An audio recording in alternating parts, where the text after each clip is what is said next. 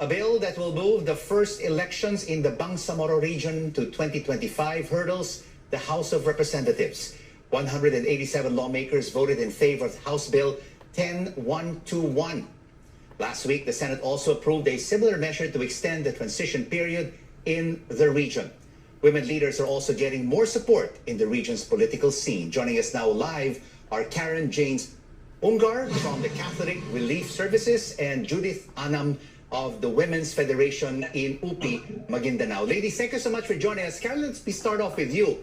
How will CRS empower women leaders and women's groups in the Bangsamoro region in this initiative? Okay, good evening. CRS, Catholic Relief Services, is working with UK government on a project to advance the inclusion and political participation of women in the Bangsamoro. We're going to do this by honing the potentials and the strength of women to become leaders in their communities. This will be done through leadership trainings, and they're going to learn how to promote the women's engagement to prioritize issues affecting Bangsamoro women in local plans, policies, and budgets. And Judith, how do you plan to encourage women in the Bangsamoro with this initiative to participate in leadership trainings, consultations, and dialogues? Usually, sir, we choose leaders. Nagkaroon po kami ng leadership training na kung saan bagong tool po yung ginamit nila na nagkakaroon po ng collective ideas within the women na at least paano mag-engage into politics. Kasi kung tususin kasi sa governance naman, dapat nagiging collective ideas, at least marinig yung boses ng mga babae kung ano po yung kinakailangan, lalo na po dito sa Bangsamoro. And Karen, this initiative, with what Judith has said, will really be very helpful in prioritizing issues affecting Bangsamoro women in local plans, policies, and budgets. Yes, it will. Well, there's going to be 3 training components that works on they're developing their leadership skills, engaging government, and learning about public policy. We're partnering with the Bangsamoro Women's Commission, who's going to help with the leadership trainings. We've already trained over 300 women in 62 organizations, and the organizations helped us identify women with potential who have already served on their barangay councils or started women's organizations. We're also working with the municipal and barangay local government units to make sure they have a support for women's leaders, and we're working with their gender and development focal points to make sure that the women's issues get involved in their planning and processes. But Judith, how committed are the Bangsamoro women in shaping policies and decisions for the region?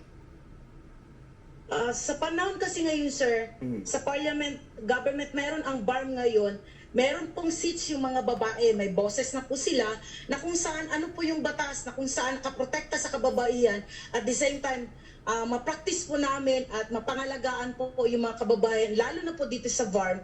Kasi the previous years po, wala pong boses yung babae, mostly leaders, lalaki. Sa ngayon po, address na po siya, at the same time, recognize na po ang lahat ng mga kababaihan, lalo na po ang mga women leaders galing po sa grassroots. But Karen, why is this only a 9-month project? It's a 9-month project just due to the original design and the agreement. However, CRS has been working in Mindanao for over 20 years in peace building, social cohesion, and good governance. And we have other projects going on, and we plan to continue to stay there to support women through the long road, to support the development of the new government in the barn, and to make sure that women's voices are included in the policies that they're developing. And this project will directly support, Karen, how many women leaders and women's associations in the Bangsamoro region? We already have 300 women leaders engaged and more than 60 women's organizations across 5 municipalities in both Maguindanao and the Special Geographic Area.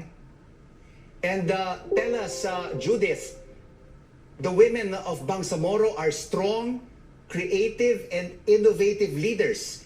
And we definitely hope this project inspires more women to be involved Judith. Yes, sir. Yes, sir.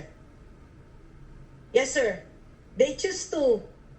Kasi malaking tulong po yun sa kanila. At saka lalo na po yung Unipad po, bagong tools yung ginamit nila sa leadership training namin, sir. Sa dami na po ng nadaanan namin, sa UPIC po kasi, ang dami na po namin leadership program na nadaanan, seminars, pero bagong tools po ang ginamit ng Unifad. And briefly, Karen, what challenges do you think will this initiative face, especially during this pandemic? Well, I think the pandemic has made everything in people's lives more challenging, and it's really made people rearrange their priorities. So some women may not have time, think they don't have time to participate in the training because they need to put food on the table. But we're really looking at the long-term development, and if we can help women prioritize their issues and get it in the political agenda, and also inspire other women leaders and their daughters and their neighbors to join in, they'll have a louder voice that's going to continue to shape the development of the BARM, and women's playing a crucial role. They also are playing a crucial role in healing and shaping in the Bangsamoro. They're facing a lot of challenges due to displacement, to the conflict, peace and security issues. But they will overcome, and we're here to support them. Definitely, they will overcome despite the challenges. Thank you so much, and all the best with this initiative. Karen, Janes-Ungar, and Judith Anam.